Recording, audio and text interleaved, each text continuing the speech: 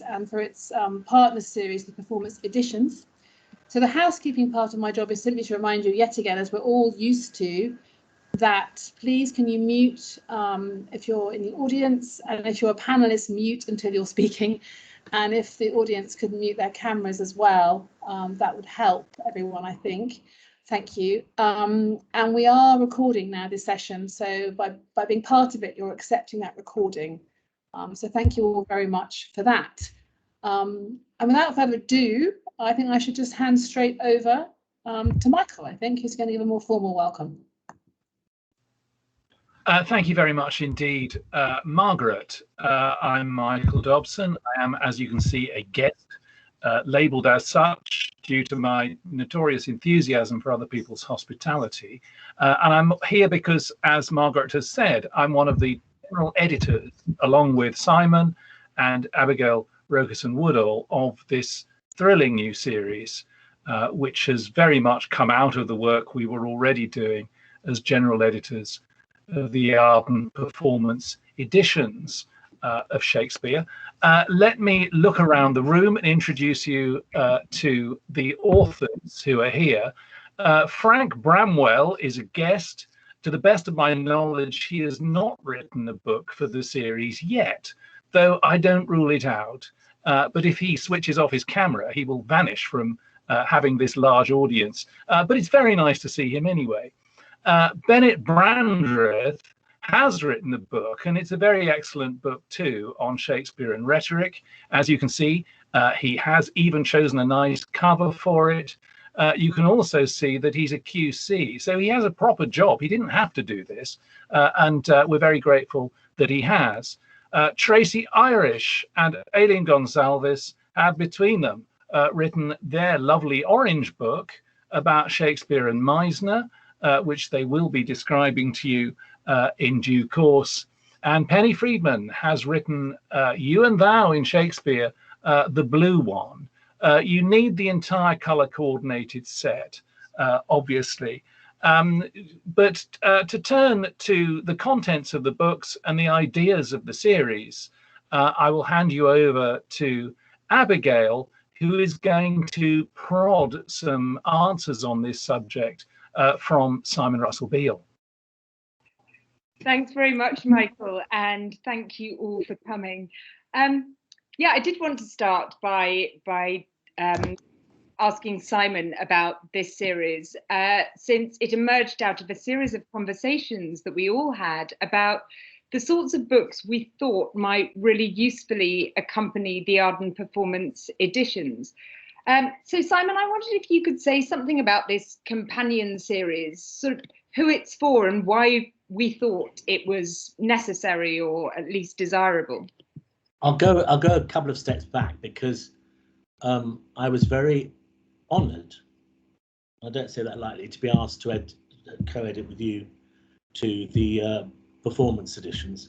And I love the idea of, you know, I've been wedded to Arden editions all my professional life. So I love the idea of taking all that massive amount of scholarship and producing editions that are actually lighter, apart from anything else, but also simple to use on the rehearsal room floor. And I thought that was a fantastic idea. And as Abigail will testify, I've just co-edited Lear with her and had an enormously enjoyable time doing that, my first taste of editing. I think it was in a bar somewhere or a coffee shop, so let's say a coffee shop, when I think Margaret and us three sat down and thought, hang on a minute, there is something to be said for, I think we were talking about how to write sort of introductions and what we wanted to say in the editions themselves. And there were, of course, things like You and Thou, Penny's book, the You and Thou question, which of course could come up in notes in an edition. But we suddenly thought, hang on a minute, why don't we just simplify the whole process and ask somebody to write a book, which Penny has done. And I think the same applies to Benet, of course, who's famous for talking live to actors in rehearsal on the impact of rhetoric on Shakespeare's writing. which has proved to be extremely popular and very useful. And the same thing happened to that. We thought, why don't we ask him to actually put it in the book? And of course, with Aileen and Tracy, the same applies. So I think the idea was, in order to release the introduction of our individual editions, we could actually cover a lot of subjects in separate books. The reason why I'm thrilled about it is because these subjects come up on rehearsal room floors, and there's almost invariably a moment, for instance, on the you and thou question, when somebody in the company will ask about you and thou, and it's just worth being able to have something you can turn to immediately and go and read that. And the same applies to Meisner and to Rhetoric. So I'm hoping that this is the beginning of a long series of companions, because I think they're just useful. And I think it's not only for actors, it's not only for practitioners. I think they're the sort of books that once you enter the deep, is the word wormhole or black hole, rabbit hole of Shakespearean scholarship, then these are the sort of books that you become interested in, because inevitably, if you read an introduction to one of the big boy Ardens, you'll be coming up against references to you and thou and Rhetoric and whatever. And it's just useful to have something at your side as a general reader that will explain that to you. So I think I'm thrilled that this might be the start of a very useful series of books.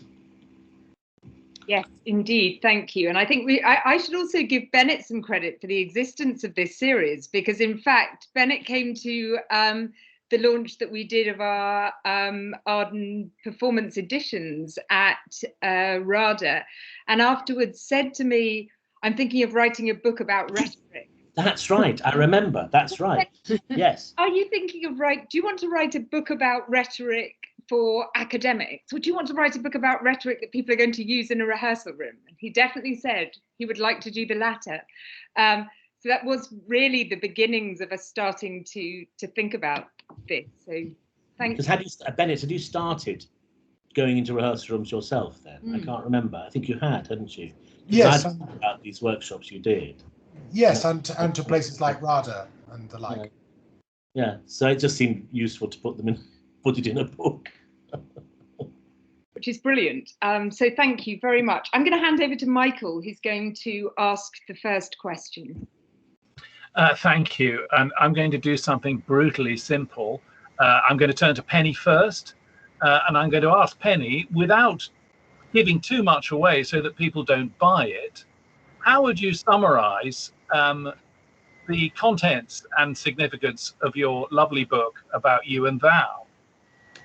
Well, I think as actors and directors and audiences, we simply don't notice enough whether Shakespeare's characters are addressing one another as you or as thou. We tend simply to absorb thou and its cognates, thee, thy, thine, and we don't think about it.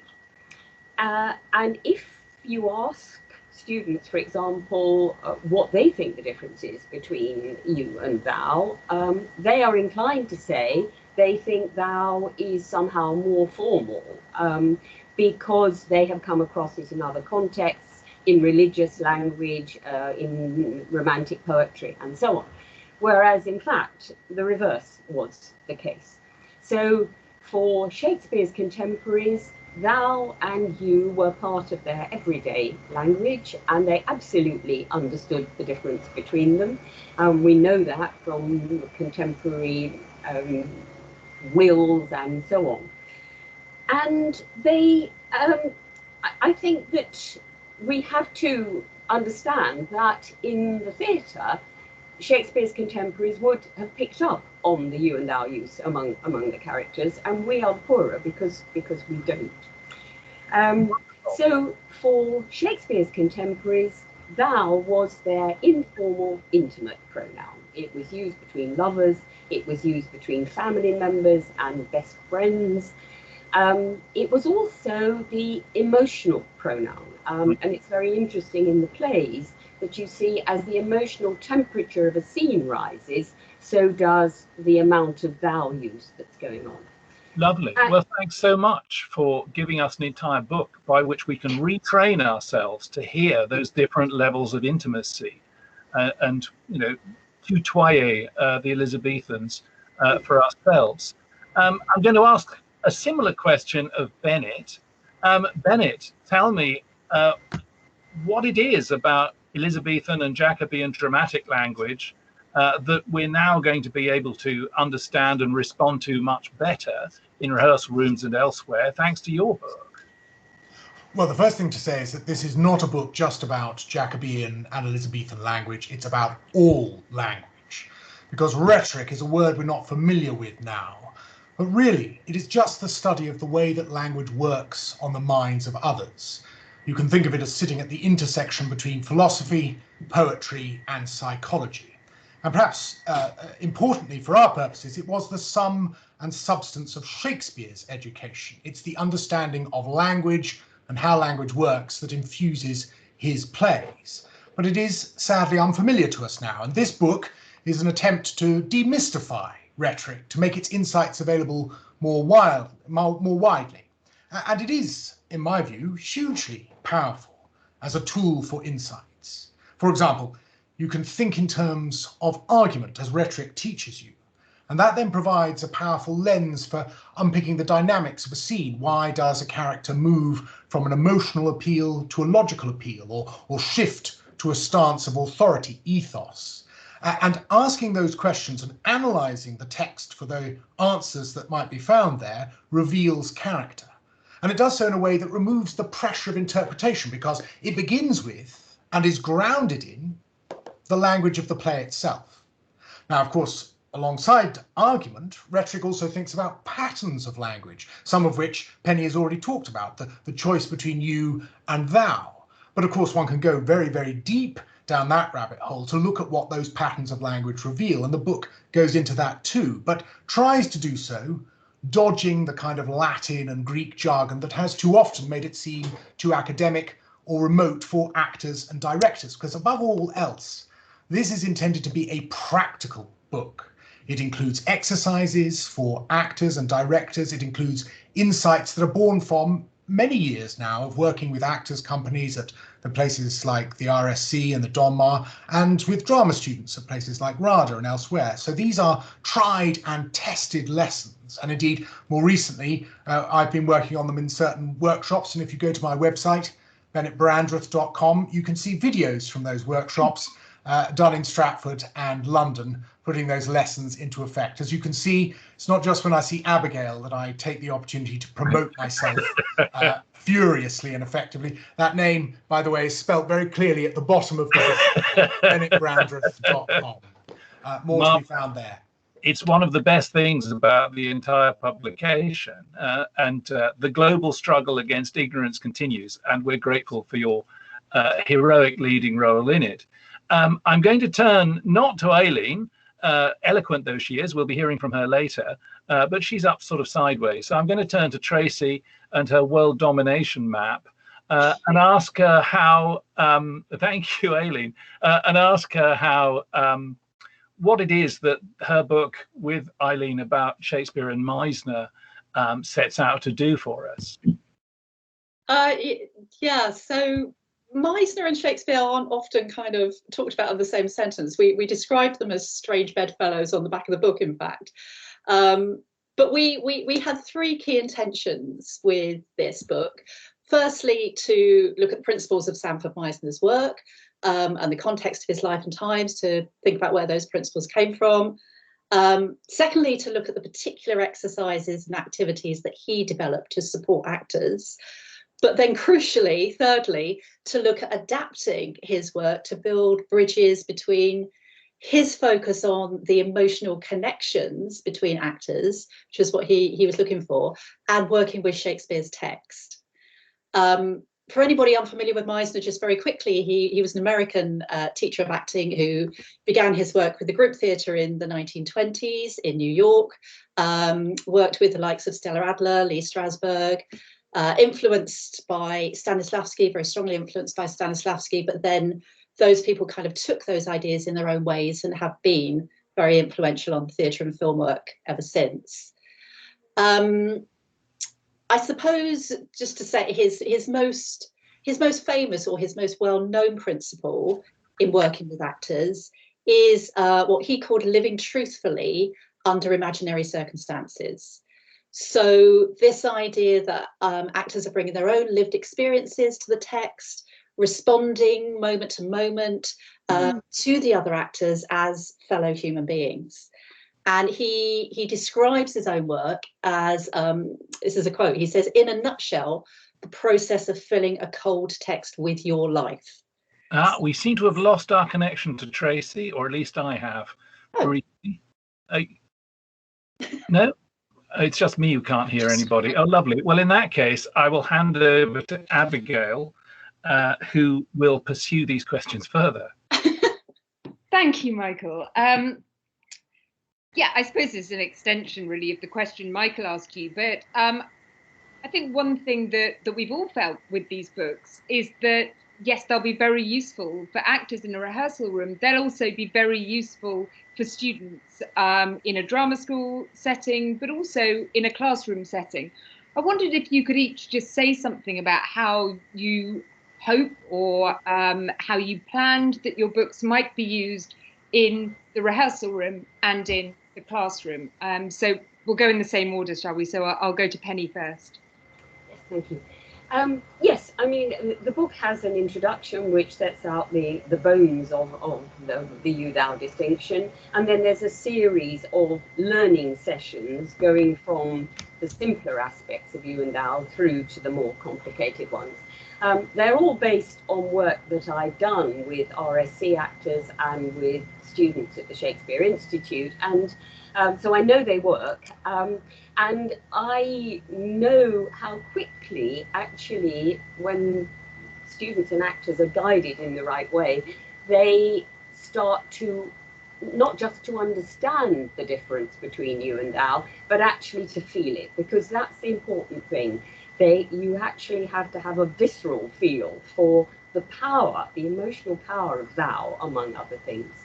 And so I lead them through these sessions, and there's an extensive commentary, which is the second half, which is kind of the answers, in which they can look at, you know, their own exploration of texts, and then they can look at what I've said about them, and they can compare and so on. I do things like doctoring texts, so that I switch the yous and thous around and get them to compare those with the authentic text. And people very quickly become good at that, and in the end they've really got it and they're feeling it, and that's what we're aiming for.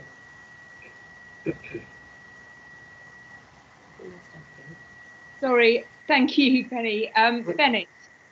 Well, my book does include exercises which can take you through an understanding of rhetoric and then the application of the insights from rhetoric in the rehearsal room. But the key for me is that there is a kind of a barrier to Shakespeare, which is partly because of his great weight of history.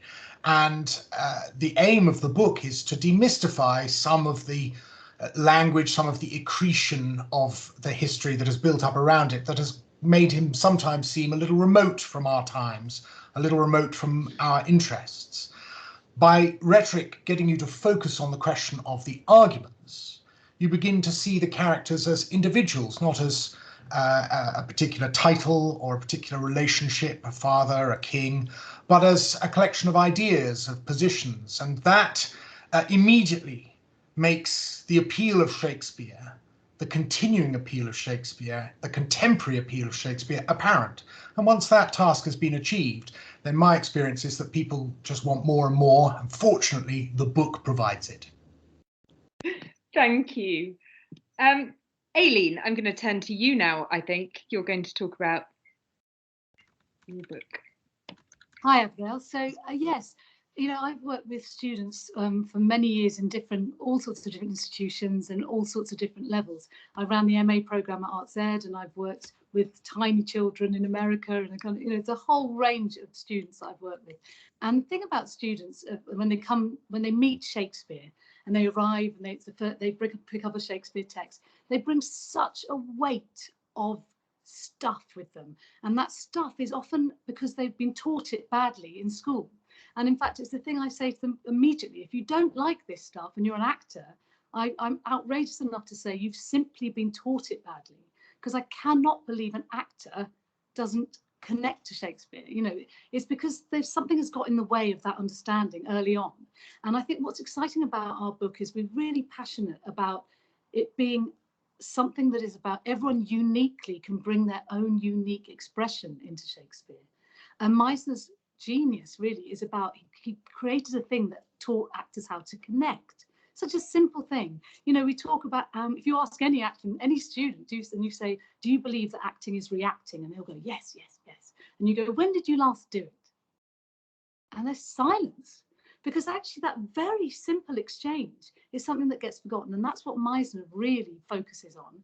But what I found over the years is that there was no real process to help you get into working with it on text. So you had all these fantastically connected actors. They're connected, they're authentic, and they're alive, but they're not actually able to get into the text, particularly Shakespeare text, because the great thing about Meisner is he helps you make the text your own. There's huge ownership involved in this process. Each actor can grab it and make it their own. As Tracy said, he said to bring the text to your life. You know, we want everybody's unique life on the stage so that we as an audience get to feel. The actor's only job is to make us feel. I believe that passionately. And I think one of the things that the book helps you do is give you a really methodical process, you know, from line learning, the scariest bit, in this very methodical way, so that you can do a performance at the end. So we very much take you on a kind of journey with the various exercises and very kind of immediate ways of practicing stuff that we're teaching you in the writing. You read stuff and then you do an exercise. You apply it, there's a metaphor. It's all very relatable too. So I hope that people can really grab it, use it, and make theatre, Shakespeare their own. These actors all bring their own unique responses. Thank you very much. We've had some wonderful questions sent in by people attending today, and we've tried to sort of go through some of these and synthesize them a bit to be able to ask some questions. So I'm going to start by asking the question of Penny. Penny, I wonder if you could give me one or more examples of somewhere in Shakespeare where a character's use of either you or thou is kind of unexpected and therefore feels really significant to the actor. Yes, I think it's quite helpful actually to look at Beatrice and Benedict, because I think we all feel we understand and know that relationship. And so they start with their so-called merry war, and they are insulting one another in various ways. And normally, thou is the pronoun for insulting people. It's the disrespectful pronoun. But they actually use you to one another. And there are, I think, two possible reasons for that. One is perhaps the fact that they're not using thou suggests that there's no real animus in their insults to one another. It is banter. I think the other thing is that thou is also the lover's pronoun. So if you have a young man and a young woman who are exchanging thous, it looks like a flirtation. Of course, it is a flirtation. You know, at one level, their banter is flirtation, only they don't know it is, and nobody else knows it either. So I feel that Shakespeare is saving the thous for later on, and that's what happens. Once each of them believes that the other one is in love with them, then the first time they get together after that, in the church, at the end of the church scene, Benedict has a go at declaring his love. I protest, I love thee, he says. And Beatrice says, I love you with so much of my heart, there's none left to protest.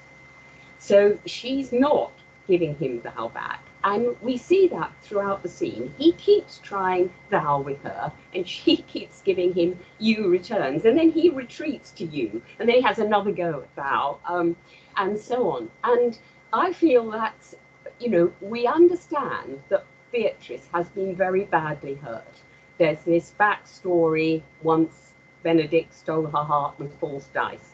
And there is a kind of protective shield that Beatrice puts around her. She will admit that she loves him, but she's not going to do the full lovers thing.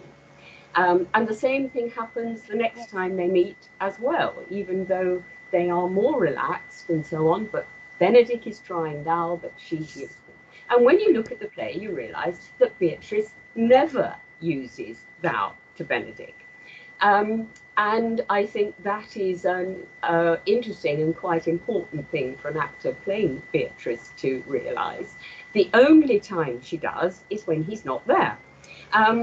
And that's at the end of the gulling scene when she's been convinced that he's in love with her, and she has her little soliloquy.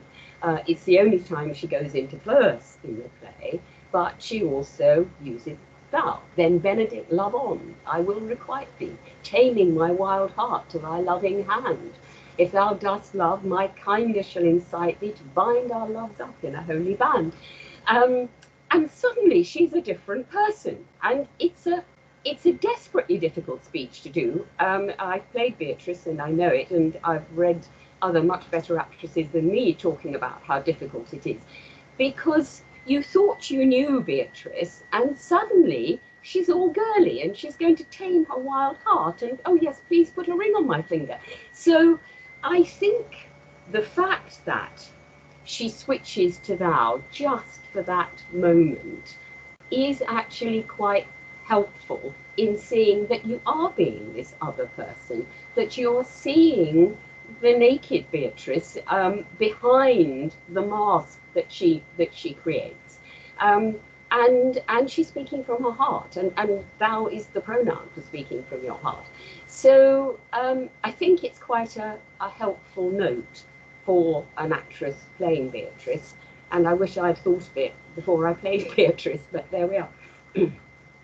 Thank you very much. Yeah, it's fascinating, and I know there are loads of other moments that that I've heard you talk about and that are in the book that that are hugely significant in terms of some of those switches that characters make. Michael, am I handing over to you? No, I'm not. I'm handing over to Simon. Simon, I'm handing over to you to ask a question to Benet.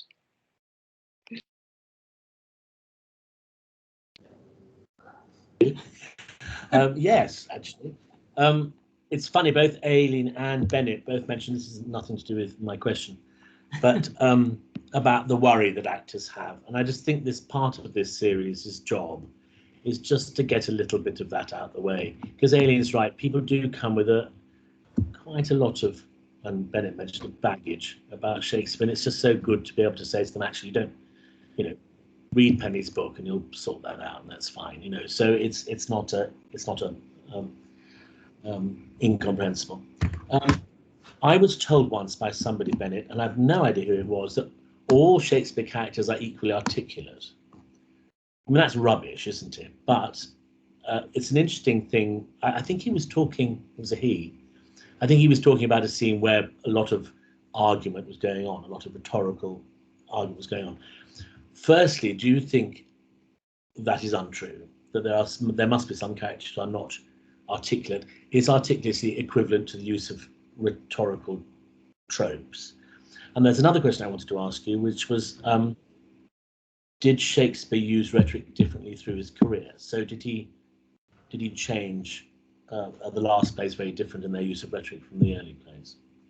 Well, the answer is that that's 4 questions. Yes. I'm, if I was a judge, I would ask you to rephrase them. But I think it begins though with the observation that those sorts of questions tell us how little we really understand about rhetoric, because what they reveal is that when we think about rhetoric, we think about it in terms of dramatic oratory, of the great speech, of pure articulacy.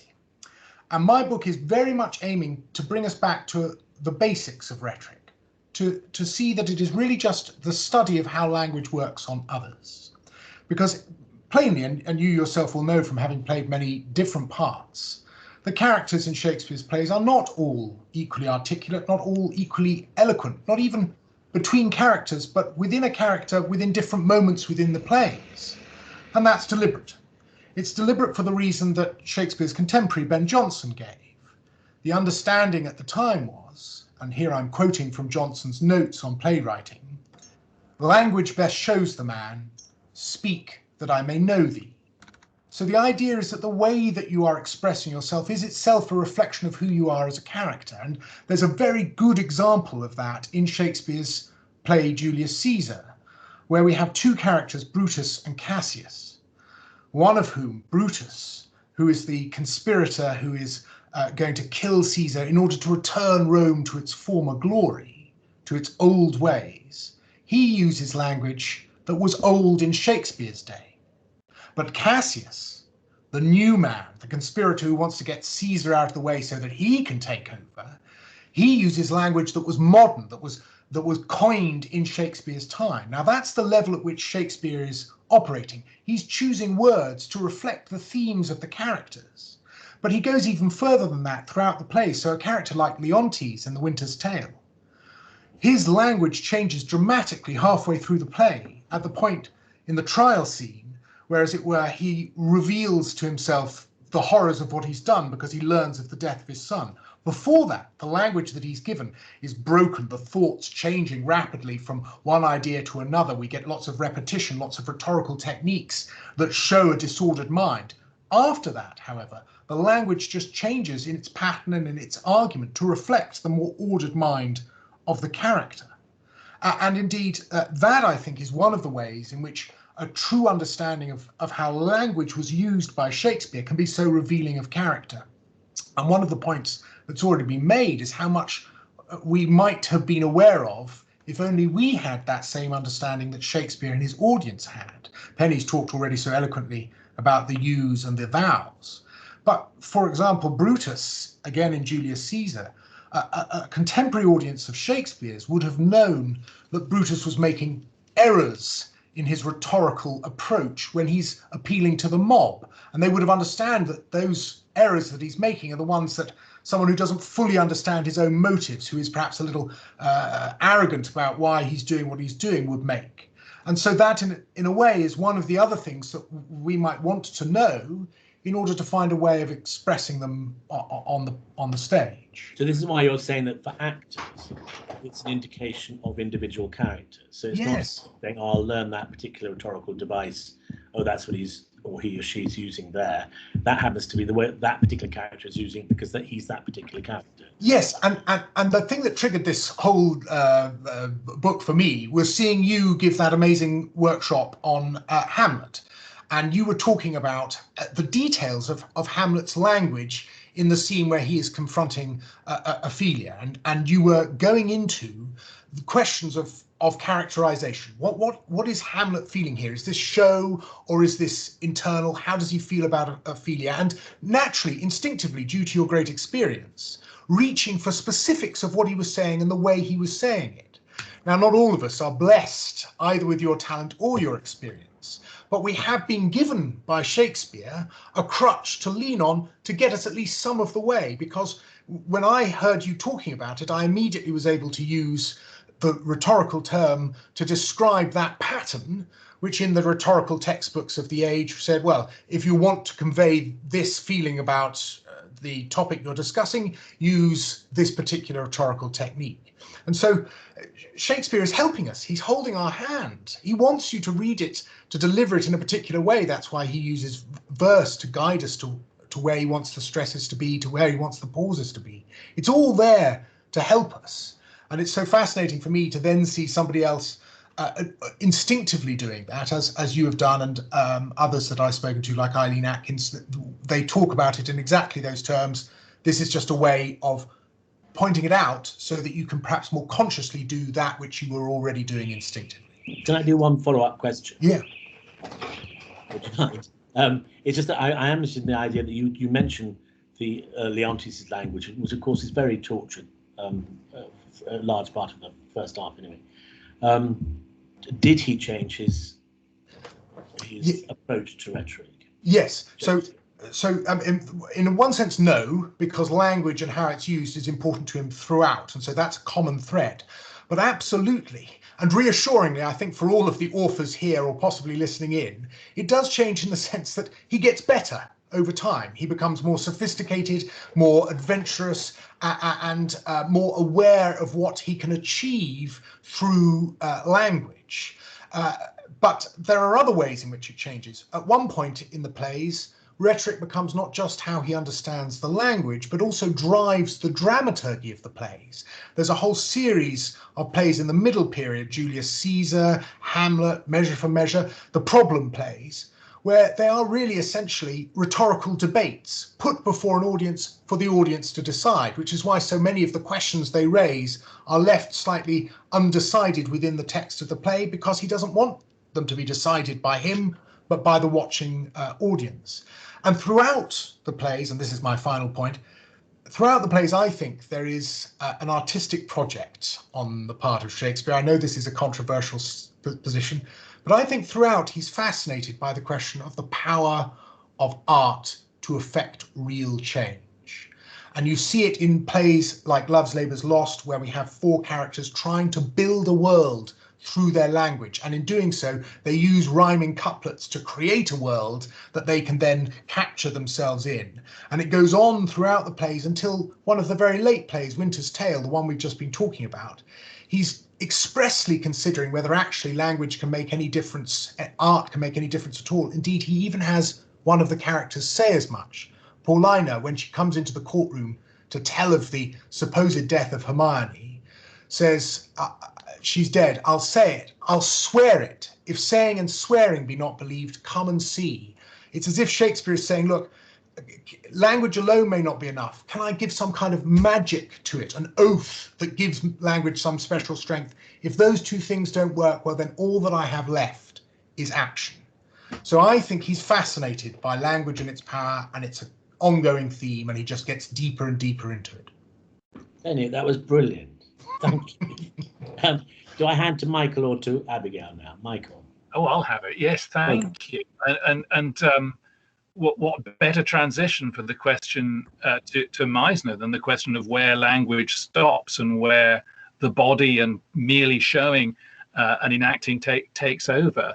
Since there are two of you, I'm going to ask you two questions, and you can interrupt each other and contradict each other, because I know what co-writing can be like. But if I start with Aileen nominally, which of Meisner's techniques or exercises have you found most useful or most revealing when you've been rehearsing Shakespeare or working on bits of Shakespeare text? Yes, Michael. Well, Meisner's famous technique is one that he's renowned for, is his exercise called repetition. It's a very basic exercise, which bizarrely, the words have no meaning. The words are meant to float over the top of the exercise of two actors bandying back and forth a repeated phrase. The reason behind that is to train the muscles of the actor to see clearly the other actor and respond honestly from their point of view. And that's the bedrock of Meisner. And I build everything that I build from there onto that. And when I say I build, is because over the last 15 years, I've developed an acting method that applies the principles that we'd all recognise and know, like objectives and, you know, all the things that we have all learned in every drama school. But I put them into a method that connects to repetition, that builds on that very simple exchange of connection between human beings. Because what you get then is the words don't have meaning. But everyone gets that confused and thinks that's what Meisner's about. But that's the beginning. It's like a gym exercise. It's training the muscles so your actor is able then to respond to text in a way that is completely connected to the other actor. It's not connected to what they think it should be, what they're intellectually working out to be. The interesting thing for us in doing this book is realizing, when I looked at my career, it was Cicely Berry who was a huge influence on me, because she really, because I'd worked a lot at the RSC and I'd worked with extraordinary actors. I'd worked assisting, and I was the associate on The Tempest, indeed, working and seeing Simon so close up, and then seeing Judi Dench so close up, and Vanessa Redgrave like this. And I thought, what have these people got? Because they are alive actors. They are moment-to-moment actors. And Meisner's thing trains you in repetition to be a moment-to-moment person, let alone a moment-to-moment actor. You're totally alive in the moment. Now, what is missing from Meisner is his interest in the text, because he talked about it floating like a canoe over this river of emotion. Now, when I was a passionate devotee of Shakespeare for so many years, 20 years now, and I thought, wait a minute, that's ridiculous. You can't say that of Shakespeare. But I had to create a process, and I've created one now, and it's called the Gonsalves method, that applies text, particularly Shakespeare, in a way to allow, and it's really linked to Cis Berry's work on finding the need to speak. I kept telling Tracy, we've got to quote from that book, we've got to quote from that book. And it took about 6 months for her to say, there is no book called The Need to Speak. But I said, but because, Cis's whole passion was actors absolutely having a need to speak to the other actor through the text.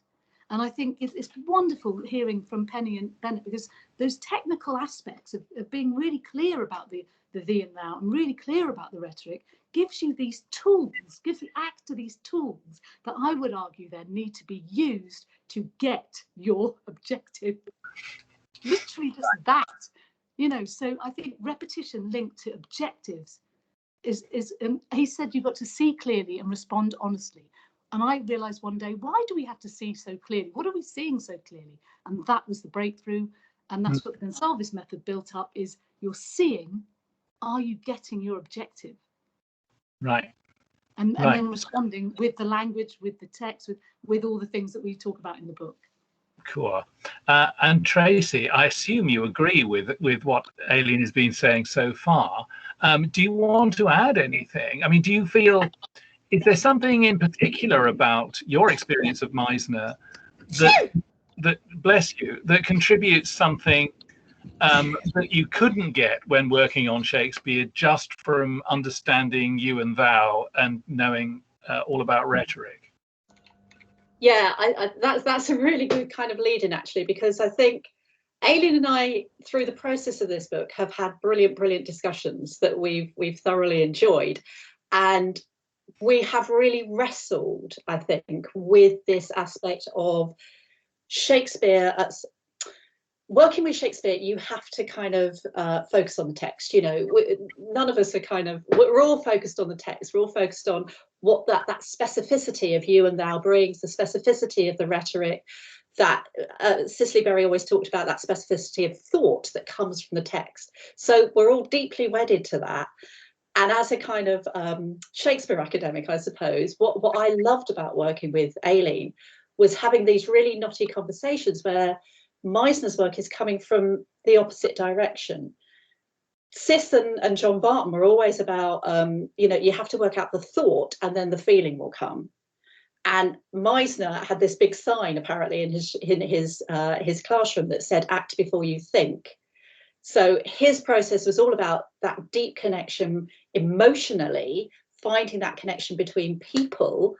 And then, as Aileen said, that's your river, and then you put the canoe on top of it.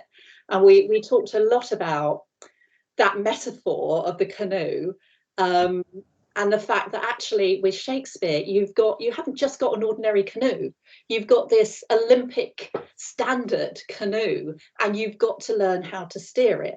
So all that stuff about pronouns, all that stuff about rhetoric, all the deep kind of textual knowledge is really important in understanding how your canoe has been built, so you can learn how to steer it, but also that river of emotion, that's what you're steering it on. So both come together.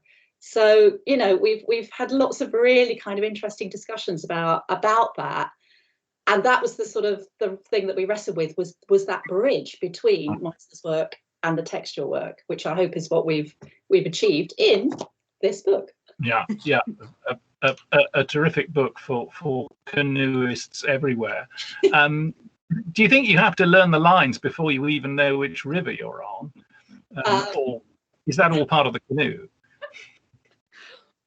Well, I mean, the repetition is about finding the river, and then, but Aileen will tell you how important it is to learn your lines first. So I'll have her on that. She's quite passionate about it. I'm actually writing another book on line learning, because you'll be amazed to realise that there are no books on how to learn your lines. And it's a massively offensive to me, because the only thing that actors need to do is learn their lines, but actually it's really hard. I'm devoted to this idea of, and this will shock people, I'm sure, but uninflected line learning. And again, I'll talk about Simon again, but when we ran lines, and when I was working on The Tempest, I remember Simon the second day coming to me and saying, can I meet you in the mornings before rehearsal and would you run lines with me? And I was like, oh, please don't let him run them in a stupid way, please. And I said, of course, Simon, I'd love to, I'd love to. And he was just brilliant. And I quote you ever since. I quote you today. So I've got rehearsals on at the moment for a Romeo and Juliet I'm doing in Coventry and in London. And the actors are in agony because the process that I've developed is absolutely obsessively strict, uninflected line learning. You would die. I mean, I can't have voice people anywhere near us because, you know, they. No, I'm on your side on that. Oh, I know your side. I think you can do it as an uninflected line learning. You can do that. Yeah, absolutely. And the thing is, we have a whole process. So I'll give you a quick example. So I'd say, you know, come you spirits, we have robot is our first stage. Come you spirits that tend on mortal thoughts, unsex me here and Phil, just to shock you all. And then we go, because that is a pattern in itself, we do up and down, random. So come you spirits that tend on mortal thoughts, unsex me here and Phil me from there.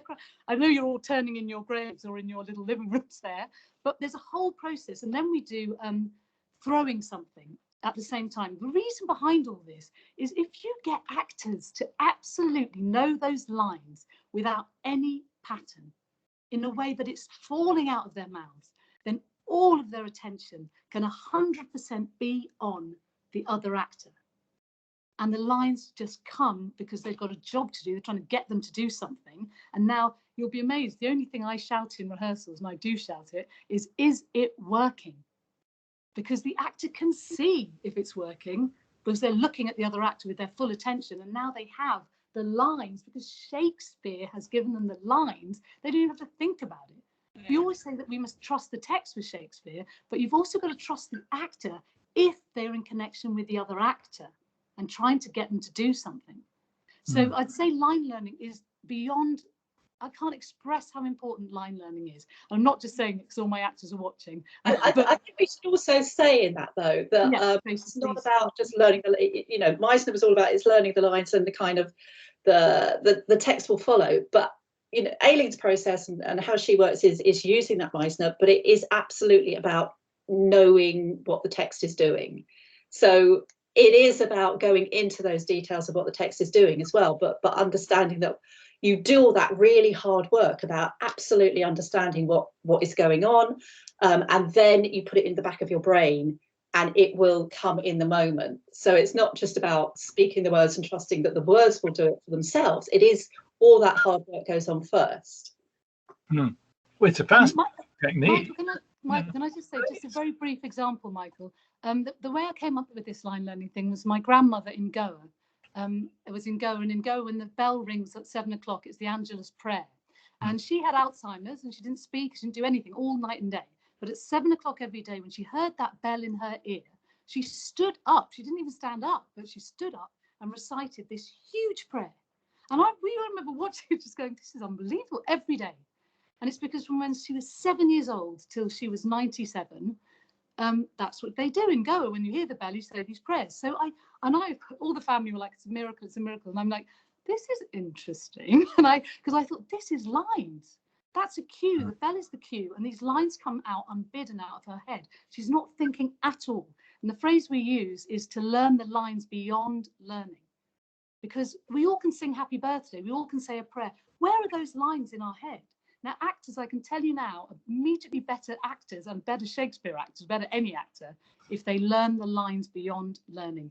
And it's the thing I'd recommend to anyone listening. You know. And thanks for that thumbs up, Simon, because I can now say Simon Russell-Beale did a thumbs up on Untitled Line. Yeah, well, I'm fascinated by your particular way of doing uninflected line learning, not least because you seem to be able to compose a Philip Glass opera of a Shakespeare play before you've even got into the rehearsal room, which I think is a fascinating byproduct. But at this point in this fascinating afternoon's party game, I'm going to pass back to Abigail.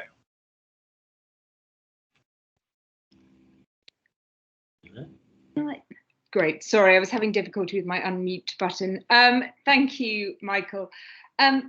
Thank you all very much indeed. It's been such a pleasure to hear from you all about your books and to be able to launch this series, which we are very much hoping is going to continue to expand and develop. We've commissioned companions on Shakespeare and Laban, Shakespeare and Stanislavski, and Shakespeare and Lecoq. We hope to, anybody with any ideas for other companions in the series, do let us know. We hope these are all going to prove as helpful and inspiring as the 3 books that we've launched today. So I want to say a huge thank you to Benet and Penny and Aileen and Tracy for their fabulous contributions to the series, and also for talking about their work today. And thank you all very much indeed for coming to this event, to Arden for organising it, to Margaret Bartley for commissioning the series, and thank you also to Michael and Simon, my fellow series editors. So thank you very much indeed. And we hope you will buy the books. At a special discount, I believe. So that's even better. And I just wanted to say, just looking at the chat, how wonderful we've seen people from all over the world just saying thank you and goodbye, from California, from Argentina. So it's just wonderful to see that one of the things that doing this kind of thing online allows everyone to do is to be present and to take part. So it's a real bonus, because had we done this in London, many of people who've been with us today, and from Maine, couldn't have been here. So, you know, a silver lining, most definitely. But thank you all ever so much, and my thanks too to all our wonderful authors, and to have published your books during finished them and published them in a pandemic. I mean, just amazing. So thank you all very, very much. And yeah, we can have a drink now, can't we, Simon? Because we're being social. We're off for a beer. Yeah. That's one thing about online book launches. The wine is usually much better than at the in-person. Thanks all very much. Thank you. Bye. Thank you to all. Please note the discounts on the chat. Bye. Bye. Thank you. Thank you very much. Well done, everybody. It was brilliant.